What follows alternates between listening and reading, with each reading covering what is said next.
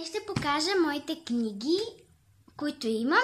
Малка част от тях, защото наистина имам много книги. Не се хваля с това, но имам просто много книги. Така. Нека да започваме с издателство. Издателство Пан е първото. Тази книга на Елин Пелин, Ян Бибиян и Ян Бибиян на Луната. Така. 283 страници. Така. Другата книга пак е на Пан, нали? На Астрид Линдгрен, Емил от Льонеберия. Тя е 298 страници. На Павела Травърс, Мери Попинс. Така. 170 страници. 3 повести за Карлсон. Пак на Астрид Линдгрен. С цветни страници.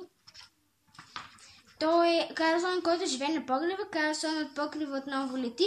Ето го пак Карлсон на покрива. Така. 445 страници. На Валери Петров 5 приказки. 188 страници. Приключенията на Лукчо на Джарин Родари. 204 страници. Български народни приказки Ангел Караличев, том 1. 172 страници. Български народни приказки Ангел Караличев, том 2. 172 страници. Штурчово конче, приказки, стихотворения, гатанки на Асен Разцветников.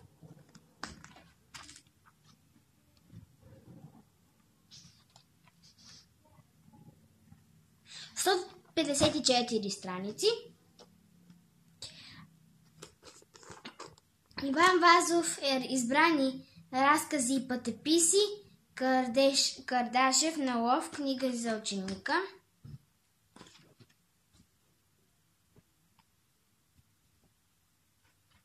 М 365 страници. Иван Вазов Потигото. Не съм я чела, имам я единствено и само. Така.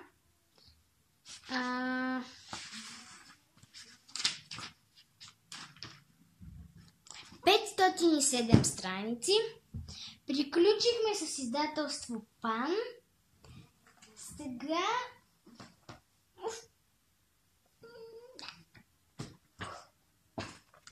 Сега с детско-юнашеска класика на Златно перо.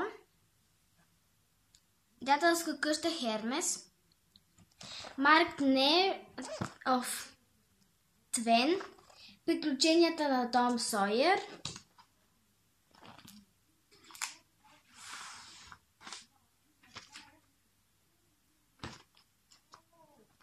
Какви лищите имам така? 190 страници.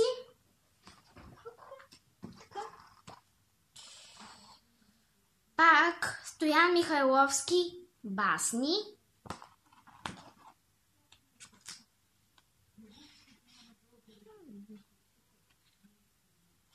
Um, 77 страници. Жан Дю Лафонтен. –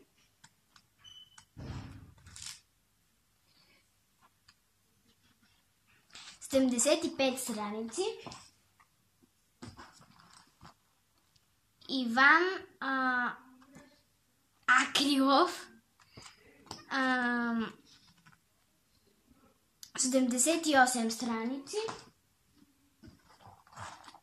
Езоп.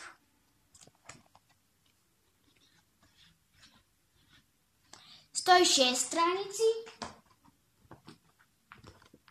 Даниел Дефо, Робинзон Крузо.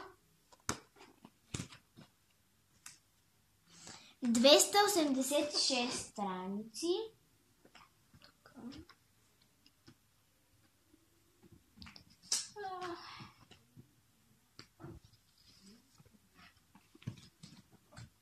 Златни детски книги, издателство Вълшебникът от Оз, Страната на Оз на Лиман Франк Балум.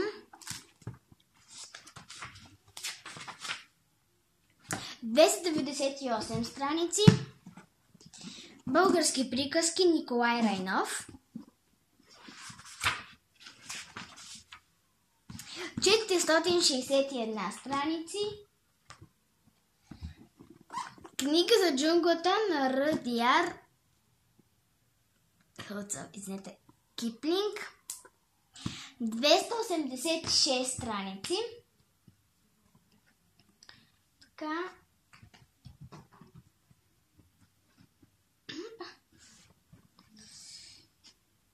Една фантастична серия. История от света на диска на Тери Пратчет. Еманципирана магия. Чакайте. Ще покажа първо тази. Ерик. Тери Пратчет. Илюстрации на Джордж Кирби. Така. Еманципирана магия. История от света на диска Тери Пратчет.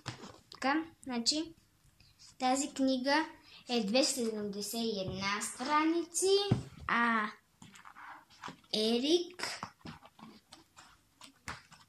126.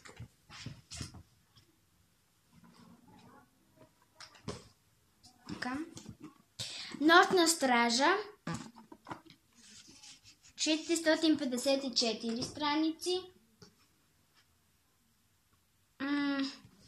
Цветът на магията 286 страници. Опаричване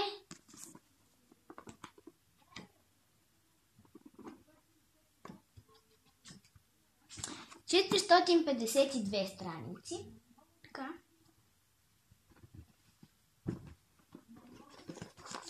Легенди и митове 254 страници. Това е на издателство Персей. И Торба басни 184 страници. Така. Издателство Агар. Една книга. Имам Георги Данаилов. Деца играят вън. 175 страници.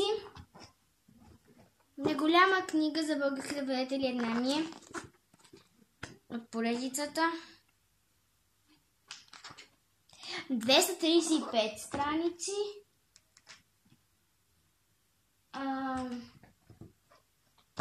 Нова книга от нови писатели на издателство Фют.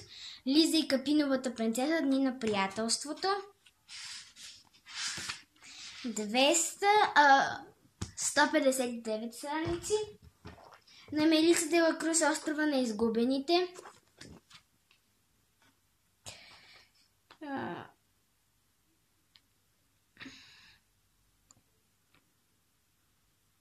279 страници. Така. На издателска къща Жанет 45. Мили Бате, Станка Пенчева. –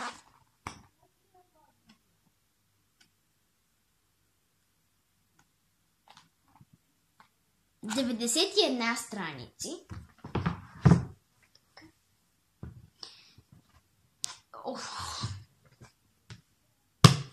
Агенция за родители на Дейвид Бадиел. Не знам коя е издателската къща 315 страници. Да. Така. Дневникът на един дръндю, показвам ви само двата, които намерих първоначално. И двата дневника, мисля, че са по... Да, 217 страници са и двата. Тези. Една книга, не знам, тя ми е подарена от един базар на книгата в НДК, ми подариха. Замъкът Хоенщайн на Теодора Тиленкова. 231 страници. От тук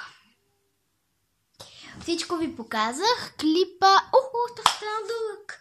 Добре, бързо ви казвам. Абонирайте се за моя канал. Дайте палец нагоре на видеото.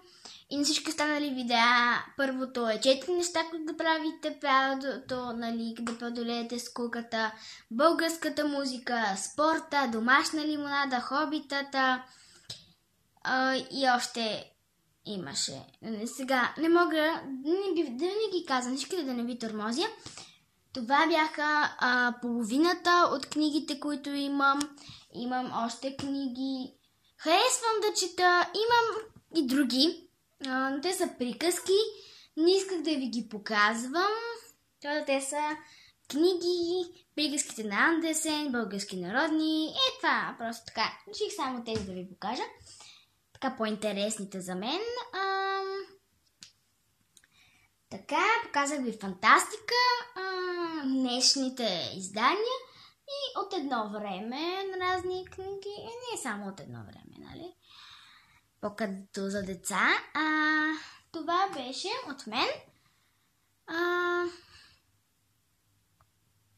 Желая ви лек и спокоен ден.